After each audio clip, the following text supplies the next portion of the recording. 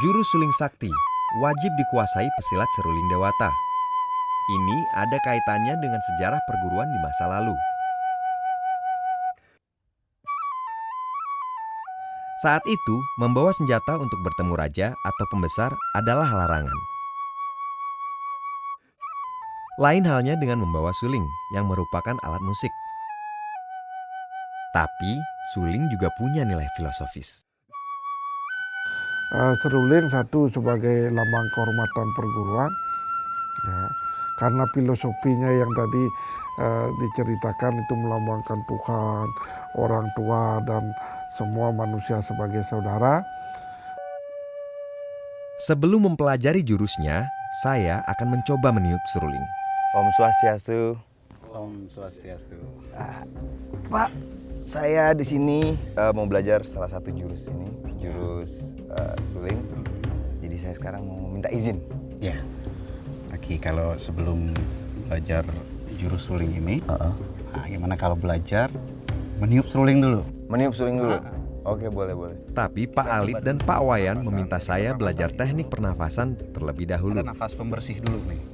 Jadi kita tarik nafas ke dada, kemudian hembuskan lewat mulut. Pertama, nafas pembersih. Nah itu diulang minimal Menarik 5 kali. nafas dari 5 hidung, kali. penuhkan dada dengan udara, lalu hembuskan perlahan melalui mulut. Ya. Minimal diulang sebanyak 5 kali. Setelah nafas pembersih, cara meniup suling tanpa menutup semua lubangnya. Nah,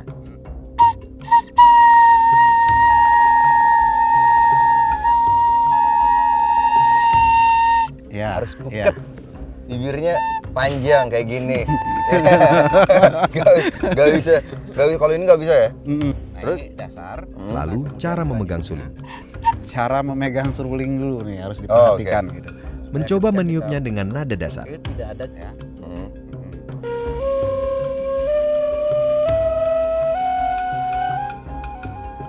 Ada 18 irama yang dipelajari di sini. Satu irama terdiri dari 18 bait. Perlu waktu lama untuk mahir meniup. Bila sudah mahir, dalam satu tarikan nafas bisa menyelesaikan satu bait bahkan satu irama tanpa berhenti. Gitu.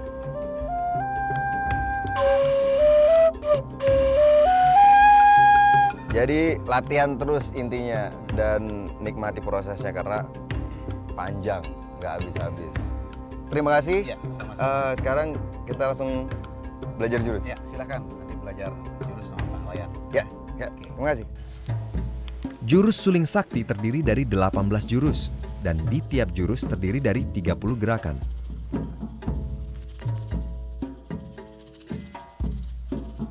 Bisa mempelajari sepertiganya saja sudah bagus buat saya. Kuda-kuda dan keseimbangan sangat penting dalam gerakan ini. Kekuatan tangan juga diuji supaya mampu menggunakan suling dari besi sebagai senjata dengan maksimal. Pada dasarnya, paha kita harus kuat. Untuk apa? Supaya kayak kemarin dibilang, fondasi kita harus kuat agar jadi kalau kita lagi nyerang-nyerang pakai apa?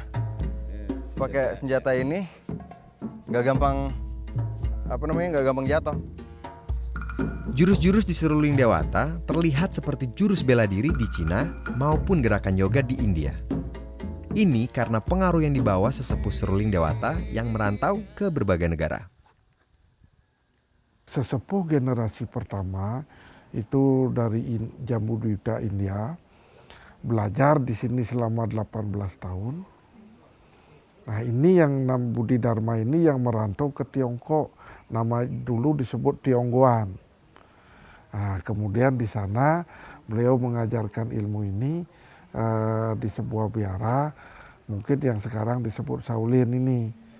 Sesepuh generasi ketiga itu merantaunya ke beberapa ini sampai ke Kuroyeu atau kemungkinan Korea, Jepun, itu kemudian Tionggoan, ke berbagai belahan dunia.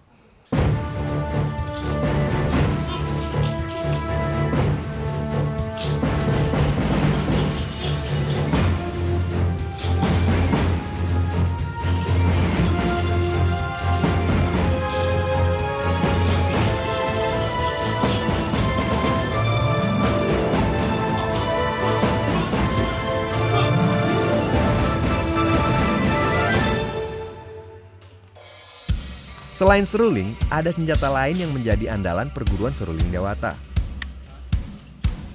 Ini adalah caku atau ruyung, atau lebih dikenal dengan double stick. Beberapa dasar teknik putaran caku diajarkan pada saya. Langsung masuk ke ketek. Serangan lurus, pukulan arah depan, sasarannya kepala, menebas dari atas ke bawah. Keteknya sakit. Hanya tinggal memegang dan memutar. Tapi percayalah, tidak semudah itu. Jadi badan dulu yang ke sana, badannya menyerong baru ambil situ. Nah, siap. Serangan menyudut, sasarannya kerusuk. Sek. Ada sekitar 300-an jenis dasar teknik putaran caku. Dan baru 3 jenis yang saya pelajari, itu pun masih untung kepala saya selamat. Paha saya kenapa ikut-ikutan kena ya? Luar biasa. Ya. Nah, Bukan rusuk saya sendiri tapi kan? ya, itu memang harus seperti itu latihannya. Jadi kalau ingin menjadi pesilat, ingin jadi kesatria, Iya. harus berani sakit. Oh iya. Kalau tidak berani sakit, ya tidak usah jadi kesatria. Bener-bener. Saya berani kok lari saya. aja. berani. Bener ya. Rata-rata, murid membutuhkan waktu 3 bulan agar lancar menggunakan Jadi caku. gerakkan ke segala penjuru. Cara menghindari serangan caku juga ada tekniknya. Set, set, ya. Set, set, set, set, set, set. Ah, oke. Gitu ya. Misalnya tangkisan atas. Ya. Ya. Oh, oke. Terus langsung siap gini.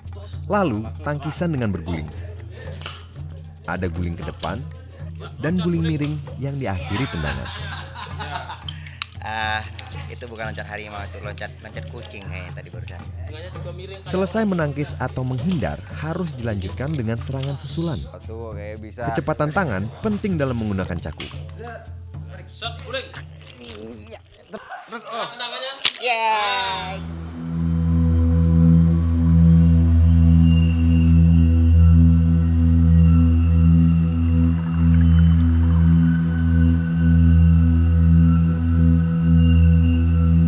Salah satu ilmu Bali kuno yang diajarkan di perguruan ini adalah ilmu tali rasa. Gerakannya mirip dengan Tai Chi di Cina. Sebelum saya diuji dalam pertarungan, saya mempelajari tali rasa. Semoga bisa membuat saya rileks setelah berlatih terus-menerus. Bergeser pada kaki, berporos pada pinggang. Bergerak pada tangan adalah inti dari tali rasa. Tali rasa mengutamakan keselarasan antara tubuh, jiwa, pikiran, dan lingkungan. Seperti lingkaran tali gaib tanpa ujung dan pangkal, mengalir begitu lembut tanpa gerakan kasar.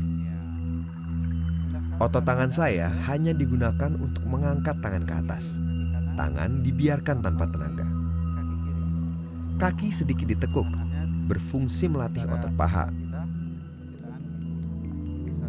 Sama sekali bukan hal yang mudah menyelaraskan pikiran, tubuh, dan jiwa dalam satu gerakan tanpa putus seperti ini. Bagi seruling Dewata, menekuni tali rasa bukan lagi sekedar menjaga kesehatan dan keselarasan tubuh dan jiwa. Lebih dari itu, tali rasa juga mendekatkan sisi spiritual manusia kepada Tuhannya.